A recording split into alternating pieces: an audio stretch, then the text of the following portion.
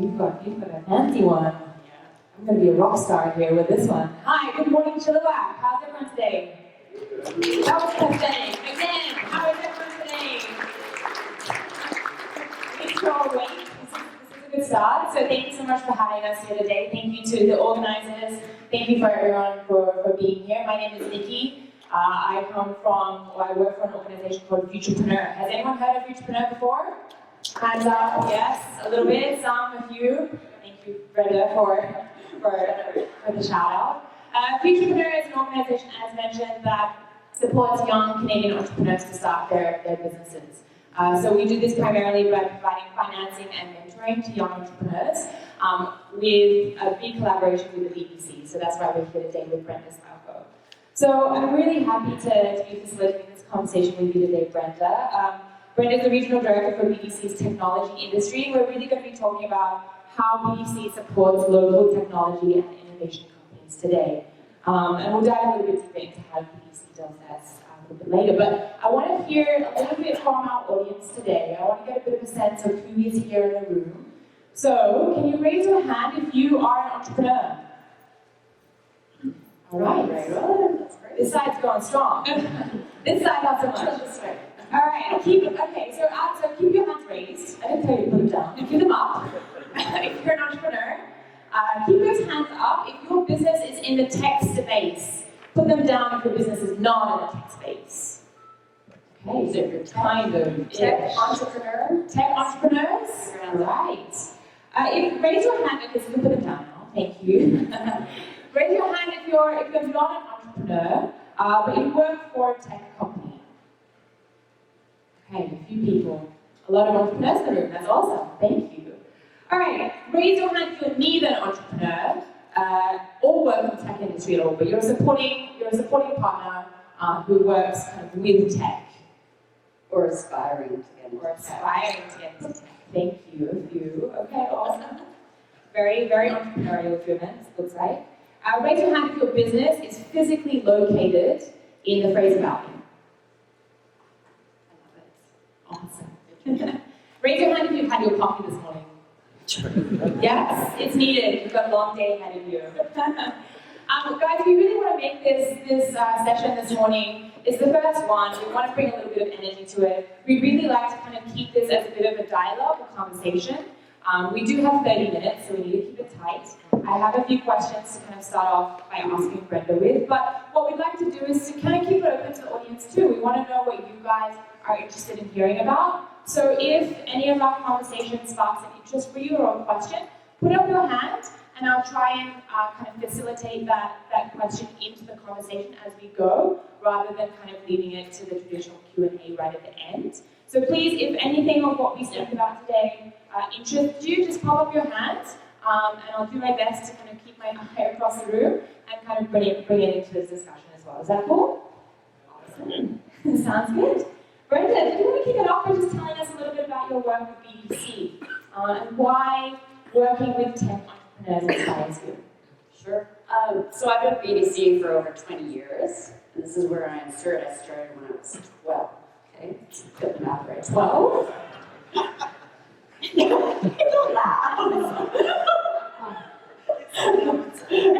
I've had a long career with BDC, and I've been really fortunate that I actually found BDC right out of school, and the different, I guess, moves I made within the bank has really facilitated where I got today. This position I hold right now didn't exist within the bank 2.5 years ago.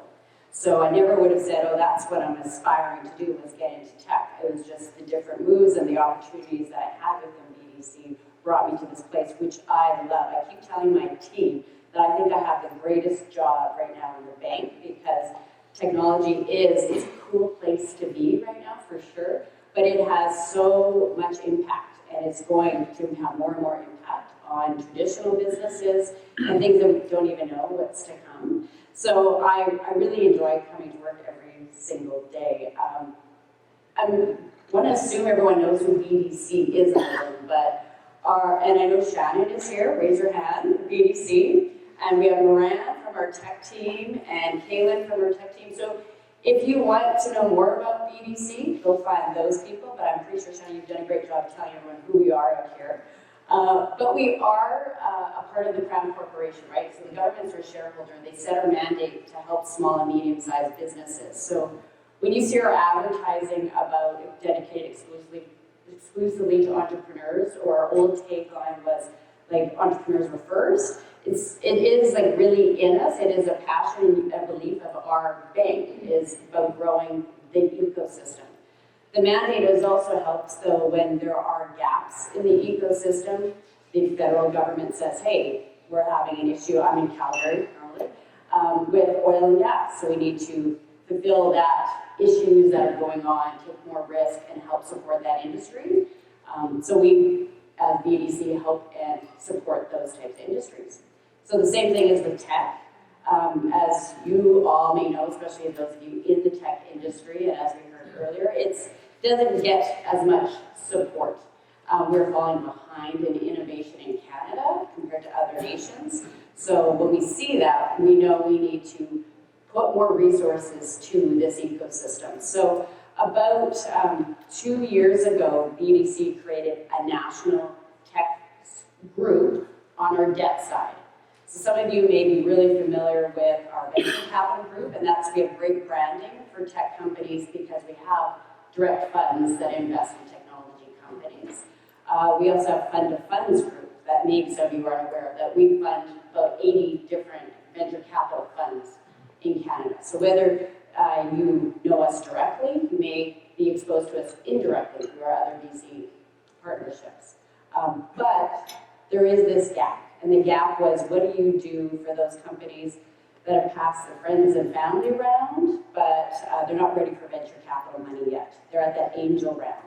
So this debt group, and there's a lot of reasons for doing it on the debt side of BDC versus our BDC capital side, that's our investment arm. But we decided to pilot this in Quebec at first, and we had about 3 years under our belt, and we tripled the size of tech companies that we were supporting in Quebec by providing a dedicated team just to focus on finding these tech companies, supporting them, offering them something that they weren't expecting, and it's debt from a bank for an early stage company. They never heard of that before. They'd say no. We're going to unpack that a little bit more in the conversation. Clearly, I like what I do. Very, very passionate. Thank you so much, Brenda. So BDC's come out with a recent report recently. It's called The Changing Face of Entrepreneurship, Canadian Entrepreneurship. And did I get it right? Yeah. And it's really exciting because it's showing that entrepreneurship is on the rise in Canada. So can you tell us a little bit about what this report talks about specifically in relation to tech, or how this affects tech entrepreneurs? Well, it's kind of it's very much a general report. It is on entrepreneurship as a whole. So in the last decade, we've hit now the largest amount of startups. I think we have it up there, in 2018.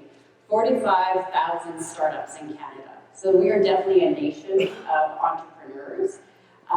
And where we're seeing the big impact is that there are more women, young people, and newcomers that are entering into entrepreneurship. So the fantastic numbers are, like with women, they're actually entering entrepreneurship at 3 times the rate of their male counterparts now. And so if we continue on this growth path, by 2030, male to female entrepreneurship will be at parity, which is fantastic. I see a lot of women in the room, so it's like, yay, we're getting on the scoreboard. And then for the young people, which you work quite closely with, it's a rise of 80% in the last year of them entering this. So, I mean, you're going to see far more tech entrepreneurs. But they make up a third of those business startups is the young people. And then, of course, there's the newcomers. So with they're doubling in entering the entrepreneurship world, becoming entrepreneurs versus the Canadian born. So we're seeing this growth, and then because of all that, BDC, we need to react and move quickly with what we're seeing in the demographics. So on the women's side, BDC has committed $1.4 billion over the next 3 years to lend money to female-led companies. We also created about 2 years ago now a venture capital fund called Women in Tech. and that's a $200 million fund dedicated to women in the C-suite position of tech companies. We also have our relationship with Futurpreneur that supports the young people, and young in this case is 18 to 39. They get, for startup loans, they can get up to $60,000 between our organizations. So it's a great little start to get their businesses going. And then with the newcomers, BDC launched about a year ago now our newcomer entrepreneurship success team, and they help facilitate getting loans as well. And then with all of that, there's always advice that can go with it too. So. Thank you so much. Okay, so we're talking about financing, and so what are some of the different types of funding that is available to tech entrepreneurs, and how is BDC particularly supporting tech entrepreneurs? You mentioned you kind of have this VC side, you mentioned that you've got the debt financing. Do you want to tell us a little bit more about this debt financing model you have? Sure. I mean, most entrepreneurs in the tech world, hopefully your first place is you go for the cheap, free money. Free. Find all the government organizations, find IRAP. In Alberta, we also have Alberta Innovate, so find what is free and available to always go there.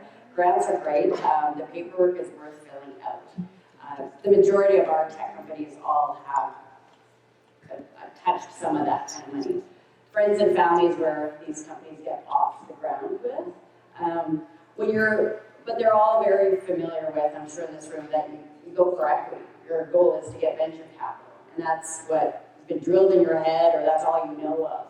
But there are now, I can say, more alternatives, and debt can be an option, but you want to look at when is that a smart choice to make. You don't want to take debt on too early, because it is debt, it has to be repaid. Or too late as well. Or I was just talking to Carl from Unbounce a little bit too, and this kind of whole idea of bootstrapping and kind of right from the very beginning and kind of going at it by bootstrapping by yourself, right? And what we see at Futurpreneur quite often is that young entrepreneurs bootstrap for too long, and then what happens is that they run out of money, their credit is shot because they've been living off credit cards. So they're putting everything on credit cards and personal credit cards. And so then they come to us or BDC, and we can't really help them because they're too late, essentially, for debt financing. Can you talk a little bit more about that, especially today? Yeah, that can definitely happen. So what we like to see them is when MVP has been built, and so there is maybe the first client has been starting to generate revenue, because with our group, we aren't a venture capital guys or girls, so we don't want to take the technology risk, so we want that kind of, it's not going to be finished. It's never finished in the tech ecosystem, but we want it far enough along that you have that first product out and customers are paying for it. You figured out that pain problem and they agreed that it's worth solving and paying for it. So it could be maybe you've got 100,000, 200,000 in revenue, and you're looking to now scale your business. You're like, I need to hire a salesperson. I can't do this all on my own anymore. I need to add those people. So that's maybe a good time. You're saying I need a seed round. So this particular chart, this is courtesy of our ICE team, our venture capital group. Not every tech company actually has that proof of concept or pilot stage. Sometimes that's when you're hardware. Some can just go almost from the idea to going to commercialization with some of these software platforms. They're not that length in time to build is not always there. So you can go right from that family and friends to, hey, I want to do a seed round, and it makes sense now because I have that client. So that's sometimes a good time to approach us. I kind of consider us like augmenting an angel round. So you are, like you're saying, okay, now it's time to raise money. Maybe it's $1 million I need to get you to that next, whatever that next level is. So instead of doing the full dilution of taking all equity at lower valuation, you do some equity raise and you layer on some debt. So it will help extend the runway. You don't dilute quite as much at this lower valuation when you know I just got that one more contract, my valuation will do this. So that's sometimes a good time to add the debt, layer it in. Can you tell us, I'm not sure how much people know in the room about what's the difference between debt and equity and VC financing as opposed to debt financing. What are the two what are the biggest differences between those two types of funding? Well, I mean, are there any VCs in the room? Well, when you're taking an equity investor, you're taking a partner on, you are either, say, getting married to them. So VCs will typically take a board position.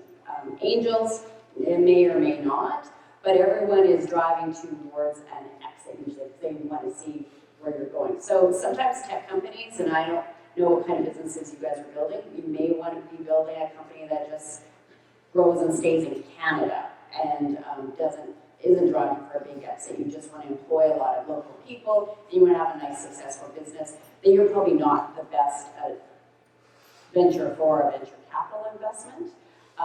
But the big difference usually is debt has to be repaid, but sometimes you can structure it to be as patient, believe it or not, as equity. So you can still get the patience in it, but where you're talking with venture capitalists about what your valuation is today and where this is going to go tomorrow, and you lose some control of your company. Debt, you have maybe personal guarantee obligations, you have security. You know the bank has got this security instrument ahead, but then you don't have someone that's involved in your day-to-day business. You're running it yourself. So there's the goods and the bads, and you have to 100% ownership. Right? Yes, Unless you're a co-founder, right? And you still contain control of the company. Yeah, for a little bit longer, because it depends again where you're trying to scale. Maybe at some point you still will have to do the dilution, but you can postpone it. Yeah. Are there any questions at this point? From the room? I did ask if you all had your coffee, so you're awake. Any questions for us? Any questions between debt financing, VC financing? What's different? What does VC offer? Yes. So what sizes of debt financing do you do? Like what's small, what's large? Yeah. So our group kind of starts anywhere as low as like 100,000, and we can fund, in particular in our group, up to $1 million of working capital financing. I mean, if you want anything else, like we do actually have established tech companies that want to buy buildings and stuff like that. Yeah, you can do that. But on the working capital, that's where you start. Yeah. And then because BDC has a subordinated debt group called our Growth and Transition Financing, if you have a path to profitability, as I said, you're not on a path to high growth, no profitability, you could go to our group of Growth and Transition Financing to get, they go up to 35 million in working capital type of financing, that unsecured type of financing, where you're not financing a building or any assets. Or you could go on the path of high growth, and so maybe you're a good candidate for a venture capital group.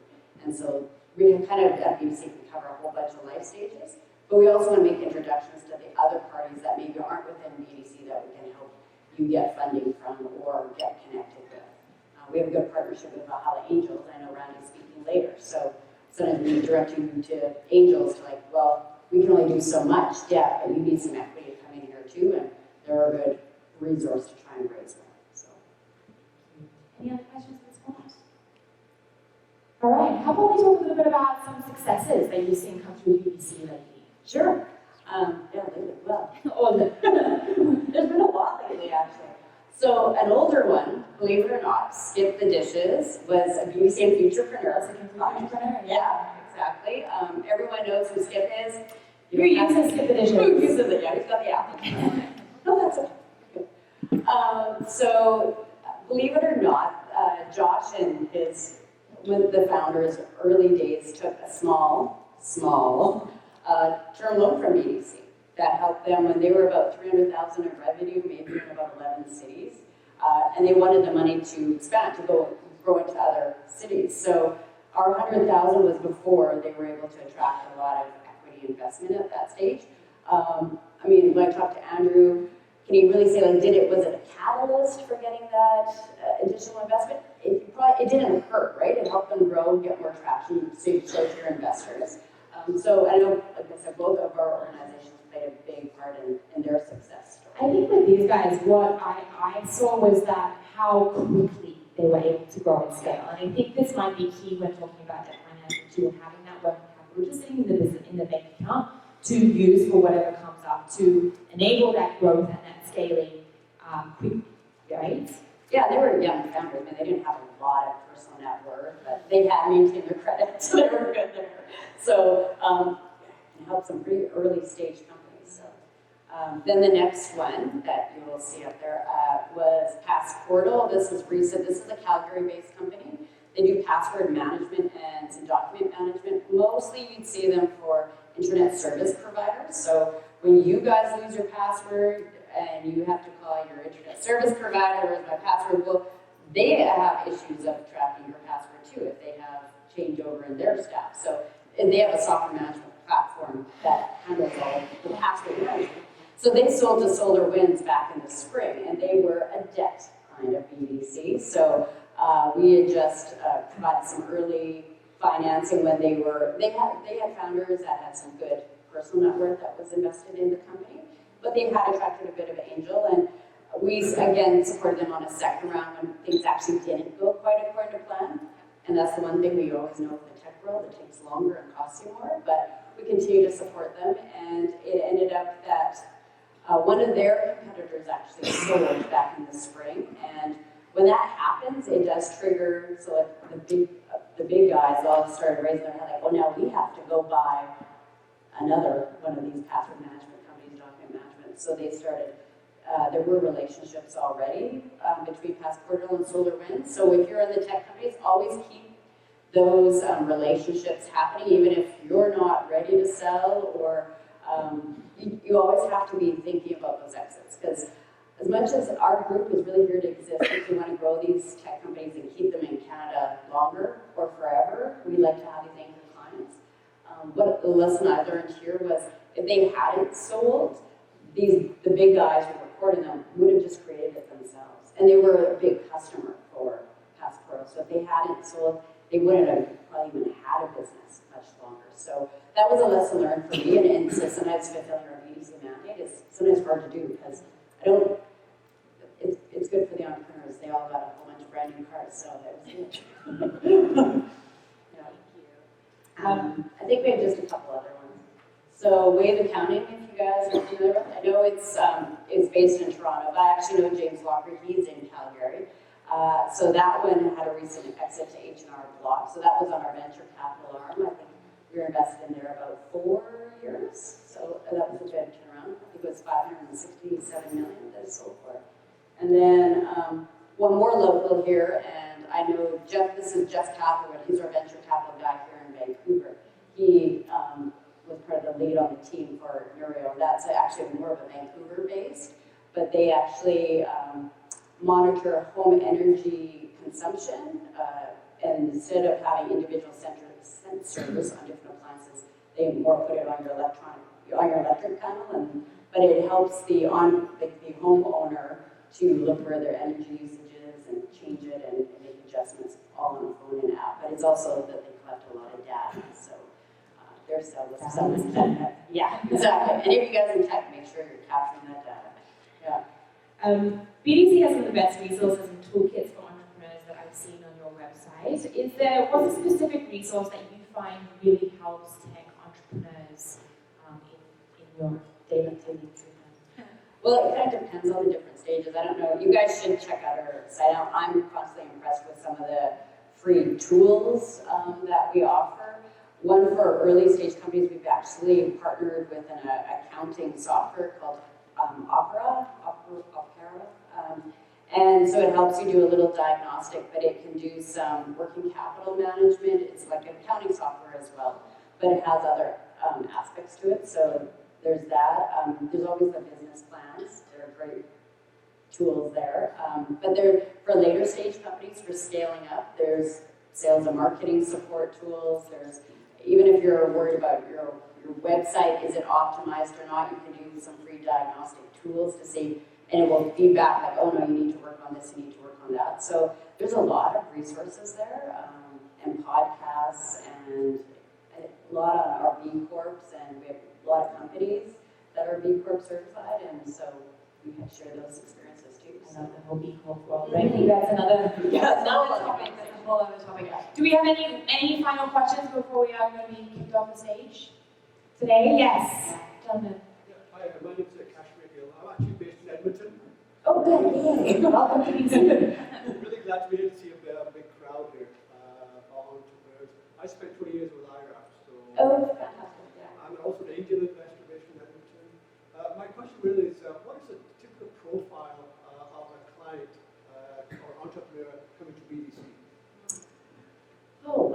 typical providers? No, they're not. I mean, are you specific to the tech? Like, because we look at software, we look at hardware, we look at. More in terms of what scale they're in the business, in terms of revenues, product fit, and so forth. Okay. So, like when Passportal came to us, we started discussions that they were a SaaS business actually. So they had maybe 60,000 monthly recurring revenue by the time we did the transaction or agreed on doing a deal, getting comfortable with the debt. It was maybe 70,000 in monthly recurring revenue, and then we started introducing them to our other team internally, because that was mentioned, the growth and transition team. And when we did the second round, so which maybe under a year, maybe 8 months later, they had already reached about 150,000 monthly recurring revenue. And when they exited, I think that was again not quite a full year later, maybe let's say a full year later, they had surpassed over 200,000 monthly recurring revenue. So we were catching them at this point, and that's how we were, and our money obviously helped them grow to scale as well as other angel investors to get there.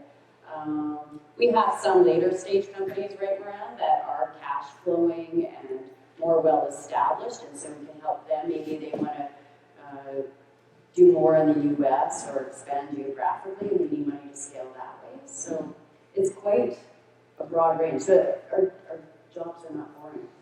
It's something different every day. And I learned so much. I think, Miranda, you'd agree, like some of these entrepreneurs, the stories are amazing. As an angel investor, I'm sure you're like, wow, that's a neat idea. That makes sense. That's really cool. Why hasn't someone thought of that before? Yeah. That's awesome. And you get to support them and watch them grow and help them kind of help them conquer the world. Yeah. Yeah. And if you get any bankers in the room, I mean, I know the banks are trying to figure out tech, but figure it out fast, because it is a great industry to be in, and our loan loss provisions are no higher than the bank's average for BDC, so it is a good ecosystem to support. So on the financial side. On that note, we got a wrap.